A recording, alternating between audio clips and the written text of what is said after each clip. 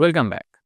আগের ভিডিওতে আমরা দেখেছি ইনটাইটেল, কোড ইন্ডেক্স অফ, আনকোড এর মতো ডর্ক ব্যবহার করে কিভাবে খোলা ফাইল ক্যাবিনেট বা ওপেন ডিরেক্টরি খুঁজে বের করতে হয়। আমরা দেখেছি কিভাবে ভুলবশত পাবলিক হয়ে যাওয়া ফাইলগুলো অ্যাটাকারদের হাতে চলে যেতে পারে। আজ আমরা স্ট্যাটিক ডেটার চেয়েও অনেক বেশি ডেঞ্জারাস কিছু খুঁজব। আমরা খুঁজব অ্যাক্টিভ ভালনারাবিলিটির প্রমাণ। আমরা এমন সব এরর মেসেজ খুঁজব যা ডেটাবেস নিজেই পাবলিকের সামনে প্রকাশ করে দিচ্ছে। ব্যাপারটা এভাবে ভাবো, ধরো তুমি তোমার কোম্পানির কোনো ইন্টারনাল টুলে কাস্টমার সাবস্ক্রিপশনের ডেটা ফিল্টার করছো।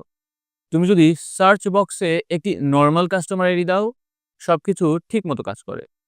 কিন্তু যদি তুমি এমন একটি ইনপুট দাও যা সিস্টেম আশা করছে না, যেমন একটি সিঙ্গেল কোড, আর ডেভেলপার যদি সেই ইনপুটকে প্রপারলি হ্যান্ডেল না করে, তাহলে ডেটাবেসের কোয়ারিটা ভেঙে যায়।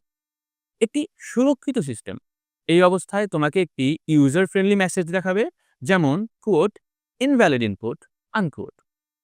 কিন্তু একটি পোরলি কনফিগার্ড সিস্টেম ডেটাবেসের ইন্টারনাল এরর মেসেজটি, যেমন quote you have an error in your SQL syntax unquote, সরাসরি তোমার ব্রাউজারে দেখিয়ে দেবে। এই এরর মেসেজটি পাবলিকভাবে এক্সপোজ হয়ে যাওয়া মানে হলো তুমি অ্যাটাকারকে তোমার বাড়ির ব্লুপ্রিন্ট দিয়ে দিচ্ছ। কারণ এই এরর মেসেজগুলো প্রায়ই ডেটাবেসের স্ট্রাকচার, যেমন টেবিলের নাম বা কলামের নাম লিক করে দেয়।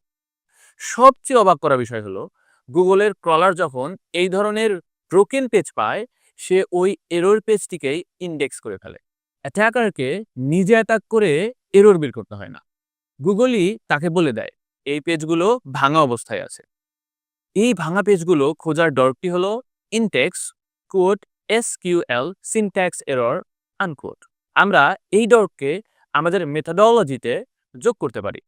Site yourcompany.com intext quote SQL syntax error unquote. এই ডর্কটি যদি কোনো রেজাল্ট দেখায়, এর মানে হলো তুমি একটি live SQL injection, in short SQLi vulnerability খুঁজে পেয়েছো, যা একটি মারাত্মক সিকিউরিটি ফ্ল। তাহলে মূল শিক্ষাটা কি? পাবলিকভাবে এক্সপোজ হয়ে যাওয়া ডেটাবেস এরর মেসেজ হলো একজন অ্যাটাকারের জন্য একটি খোলা আমন্ত্রণ।